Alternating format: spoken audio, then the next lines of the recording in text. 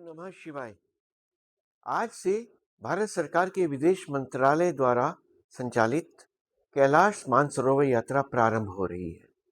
इस वर्ष कुल 1000 यात्री जा रहे हैं। 500 नाथुला मार्ग से और 500 उत्तराखंड मार्ग से। कुल मिलाकर 10 जत्थे जा रहे हैं और प्रत्येक जत्थे में 50-50 यात्री हैं। यह यात्रा संसार की सबसे कठिन, दुर्गम, सबसे महान, सबसे पुण्यशाली और एक ऐसी अद्भुत यात्रा है जो हजारों वर्षों से अनवरत चली आ रही है। महाभारत में भी कैलाश मानसरोवर का उल्लेख मिलता है और महाभारत में मानसरोवर को अनवतप्त के रूप में जाना गया है। यहाँ पे अधिकांश हमारे महापुरुष इस यात्रा पे गए हैं। आदि शंकराचार्य गए हैं, गुरु नानक गए हैं, स्वामीनारायण भगवान नीलकंठ वर्णी वे 1792 में यहाँ गए थे, केवल एक कौपीन धारण करके। जब गुरु नानक देव जी उस मार्ग पे जा रहे थे तो रास्ते में एक राक्षस की भी कथा आती है, जिसको उन्होंने मोम की तरह से बनाकर पत्थर में ढाल दिया था और वहाँ पर रास्ते में लेह के पास पत्थर साहिब गुरुद्वारा भी उस स्मृति में बना हुआ है। यह यात्रा अनेक कारणों से भगवान शिव का साक्षात धाम मानी जाती है। यहाँ पर भगवान शिव, माता पार्वती, गणेश जी और कार्तिकेय निवास करते हैं नंदी के सहित। और इस क्षेत्र की यात्रा हजारों वर्षों से इसलिए चली आ रही है क्योंकि इस संपूर्ण क्षेत्र के लोगों ने अपना सर्वोच्च आराध्य माना। यहाँ पर ऋषि ऋषभदेव जी, जो जैन संप्रदाय के प्रथम तीर्थंकर हैं, उनका भी निर्वाण स्थल यही माना जाता है। ये जैन, बौद्ध, सनातन धर्मी सबका एक मिला जुला आध्यात्मिक सर्वोच्च शिखर केंद्र है। यहाँ पर सन्यासी जाते हैं। अनेक सन्यासियों को मैंने स्वयं वहाँ पे जमी हुई मानसरोवर के ऊपर बर्फ में नंगे पांव केवल एक वस्त्र धारण करके वहाँ पे तपस्या करते हुए देखा है। यहाँ पर जाने के 3 मार्ग फिलहाल हैं। एक मार्ग उत्तराखंड से है, धारचूला और लिपुलेख होकर, जो विदेश मंत्रालय द्वारा संचालित होता है। इसमें आने जाने में 22 दिन लगते हैं। दूसरा मार्ग नाथुला से है, वह भी विदेश मंत्रालय और चीन सरकार के संयुक्त तत्वावधान में होता है। इसमें 19 दिन लगते हैं जाने आने में। नाथुला से जो मार्ग है वे अधिकांश मार्ग पजेरो गाड़ियों से होता है। एक गाड़ी में 3 यात्री रहते हैं और वहाँ का मार्ग कुछ सुगम माना जाता है क्योंकि उसमें वयाधिक लोग भी जा सकते हैं। उत्तराखंड का मार्ग सबसे सुंदर है। इस मार्ग में रास्ते में लिपुलेख और ओम पर्वत के अद्भुत दर्शन होते हैं। मार्ग भी अत्यंत सुंदर, मनोरम है। एक एक कदम बहुत मनोरम, प्राकृतिक, सुषमा और आध्यात्मिक वातावरण से भरा रहता है और ओम नमः शिवाय कहते हुए यात्री एक एक कदम रखते हुए आगे बढ़ते हैं। एक दिन में प्राय 7 से 8 किलोमीटर की ही यात्रा की जाती है। हर जत्थे में 2 संपर्क अधिकारी या एलओ रहते हैं, एक केंद्र सरकार की ओर से और एक प्रदेश सरकार की ओर से, जो सहायता करते हैं। परंतु इस यात्रा को सफल बनाने में अगर देवताओं की तरह सबसे बड़ा योगदान होता है तो वह भारत तिब्बत सीमा पुलिस के जवानों का होता है।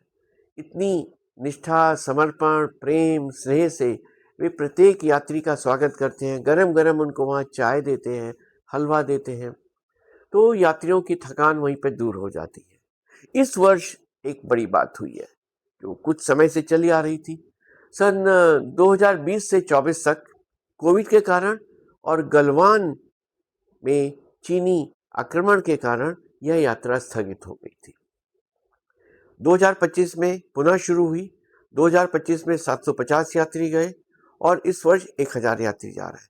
परंतु चीन सरकार ने मानसरोवर में स्नान पर प्रतिबंध लगा दिया है। कारण दिया है कि इतने अधिक यात्री आते हैं और कुछ भारतीय यात्रियों के प्रति उनका पूर्वाग्रह भी हो सकता है और इस कारण प्रदूषण होता है।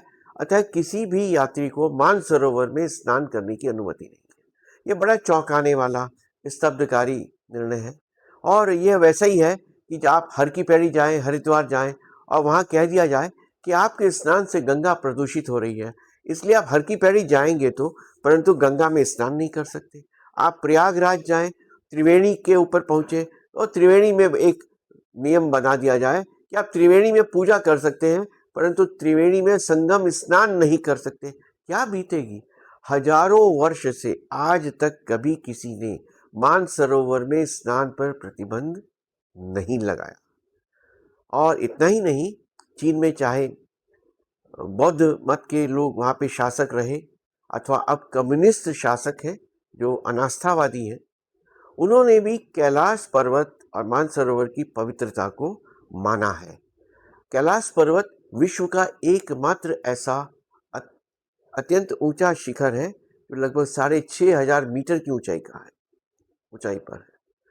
वहां आज तक किसी को आरोहण की अनुमति नहीं मिली है। उसकी पवित्रता, उसकी आध्यात्मिकता और बौद्ध सनातन धर्म में उनके जो एक अत्यंत सम्मान है, उस कारण से चीन सरकार ने भी कभी कैलाश पर्वत पर किसी को भी पर्वतारोहण की अनुमति नहीं दी है। परंतु ये प्रदूषण का कारण बता के मानसरोवर में स्नान पर प्रतिबंध लगाना, इससे यात्रियों में बहुत एक दुख है। वे जाएंगे, छींटे मार लेंगे, 2-4 लीटर जल जो है वे घर में मानसरोवर का जल लेके आएंगे, परंतु स्नान नहीं कर पाएंगे।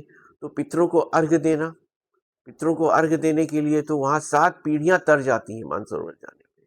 मानसरोवर का तो स्थान ऐसा है कि प्रातः यदि ब्रह्म मुहूर्त में उठे तो अनेक यात्रियों को आकाश से तारे उतरते दिखते हैं, जो माना जाता है कि देवता मानसरोवर में स्नान के लिए प्रातःकाल आते हैं। वहाँ पे अनेक चमत्कार होते हैं। वहाँ पे बौद्ध मठ है, मंदिर है, और उस कारण से उस स्थान की जो पवित्रता है वह विश्व में अनुपम है, अतुलनीय है। परंतु यात्री स्नान के लिए ही तो जाते हैं। हिंदू धर्म में स्नान का महत्व है। किसी भी नदी में जहाँ वे पूजा के लिए जाते हैं, अभ्यर्थना आराधना के लिए जाते हैं, तो वह स्नान करते ही करते हैं। चाहे ब्रह्मपुत्र है, कृष्णा है, कावेरी है, गोदावरी है, नर्मदा है, हर नदी में स्नान करना यह सनातन धर्म का एक नियम है।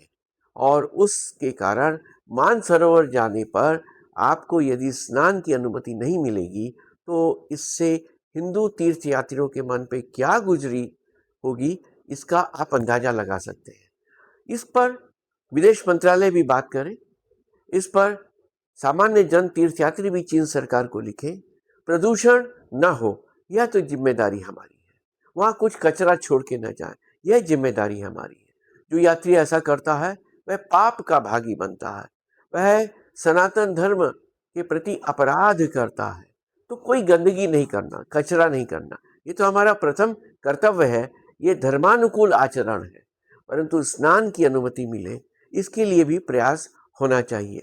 इस यात्रा में जाने के लिए काफ़ी खर्चा भी होता है, 2 लाख 5 लाख इस प्रकार से खर्चा हो जाता है। कुछ चीन सरकार लेती है, कुछ कुमाऊं मंडल विकास निगम भोजन और आवास के लिए लेते हैं। उधर सिक्किम पर्यटन के अधिकारी जो हैं वे उसकी व्यवस्था करते हैं, तो उनको कुछ देना होता है, वीसा की फीस लेती है। इस यात्रा पर जाने के लिए हिंदू हजारों वर्ष से सब कुछ छोड़ के जाते थे। प्राचीन काल में इस यात्रा पर जाते समय ऐसा माना जाता था कि शायद ही वापस आए, इतनी कठिन यात्रा है। महाराष्ट्र में तो इस कठिनता को देखते हुए जो कैलाश यात्री जा रहे हैं वे अपना तर्पण और अपनी मृत्यु के उपरांत की जो पूजा है वे अपने सामने ही कर जाते थे कि भाई हो सकता है ना आए और कैलाशवासी हो जाए। तो मराठी भाषा में स्वर्गीय को कैलाशवासी ही कहा जाता है। यह कैलाश यात्रा की कठिनता और उसके प्रति अत्युच्च सम्मान के भाव को दर्शाता है। इस यात्रा में जाने के लिए यात्री अनेक वर्षों बहुत प्रयास करते हैं, शरीर अच्छा रहे, सुगठित रहे, सांस न चढ़े, बीमारी ना हो, पैदल चलने में कोई दिक्कत ना हो, क्योंकि यदि वहाँ गए और बीमार हो गए तो यात्रा का आनंद आप कैसे ले पाएंगे। इस यात्रा में जाने के लिए भारत सरकार प्रतिवर्ष मार्च में अपना पोर्टल खोलती है, विदेश मंत्रालय, उसमें आवेदन किए जाते हैं। लॉटरी निकाली जाती है। सौभाग्यशाली जो यात्री हैं उनके नाम आ जाते हैं, फिर उनको सूचना दी जाती है। वहाँ पर जाने पर किसी को तकलीफ ना हो, इसके लिए नरेंद्र मोदी सरकार ने अनेक नई व्यवस्थाएं की। देखिए, पहले तो मालपा से पैदल जाना पड़ता था और वहीं जाने में 1 सप्ताह हो जाता था। अब धारचूला से कालीगंगा तक इतनी फर्स्ट क्लास सड़क बन गई है, जो पहली बार हुआ है।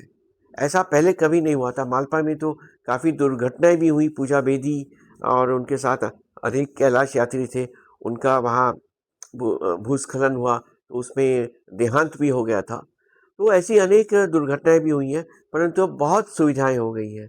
और जो क्लाइमेट एक्लेमेटाइजेशन के लिए, ऋतु के अनुरूप अपने शरीर को ढालने के लिए, उसके लिए भी नई व्यवस्थाएं की। इतना ही नहीं, इस वर्ष जो हमारे नव नियुक्त भारतीय राजदूत हैं बीजिंग में, श्री विक्रम दोराईस्वामी, वे यात्रियों की सुविधा देखने के लिए ल्हासा गए हैं। वहाँ चीनी अधिकारियों के साथ बातचीत कर रहे हैं। यात्रियों को कोई कठिनाई ना हो, किसी भी असामयिक या संकट के समय यात्रियों को तुरंत सहायता पहुंचाई जा सके, इसकी भी व्यवस्था की गई है। यह यात्रा इन 2 मार्गों से तो भारत सरकार की देखरेख में होती है। तीसरा मार्ग नेपाल से है, जो वहाँ के प्राइवेट टूर ऑपरेटर हैं वे करते हैं। वे हेलीकॉप्टर से भी ले जाते हैं। वो 3 दिन में, 4 दिन में, 5 दिन में, इस प्रकार के उनके टूर पैकेजेस होते हैं। अब चीन सरकार ने जो नियारी प्रांत है, कैलाश मानसरोवर जहाँ पे है, उसके निकट ही अली नामक एक स्थान है, वहाँ पे हवाई अड्डा भी चालू कर दिया है। तो अनेक यूरोपियन और अमेरिकी हिंदू जो हैं, वे बीजिंग होकर ल्हासा और ल्हासा से कैलाश मानसरोवर के जो हवाई अड्डा है अली, वहाँ पे भी सीधे जाके यात्रा करके आते हैं। परंतु उसमें एक संकट रहता है। अगर आपके शरीर का तापमान उस ऊंचाई के तापमान से, जहाँ पे ऑक्सीजन रेरिफाइड है, 15,000 फीट की ऊंचाई पर तो मानसरोवर है, 18,000 की फीट पे डोलमा दर्रा है, जिसको पार करके कैलाश पर्वत की परिक्रमा की जाती है। वहाँ पे ऑक्सीजन बहुत कम होती है और एक एक कदम नाप तोल कर रखना पड़ता है।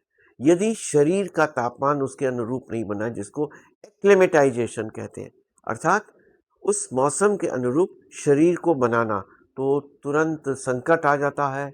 अनेक बार दुर्भाग्य से मृत्यु हो गई है अनेक यात्रियों की, और सरदर्द हो जाता है जो असहनीय होता है।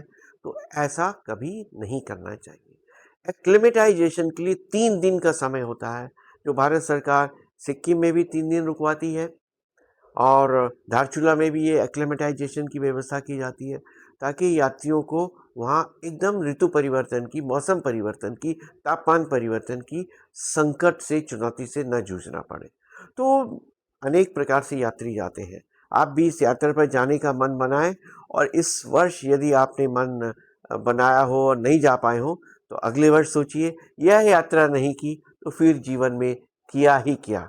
आप सबको सोमवती अमावस्या की बहुत बहुत शुभकामनाएं। ओम नमः शिवाय।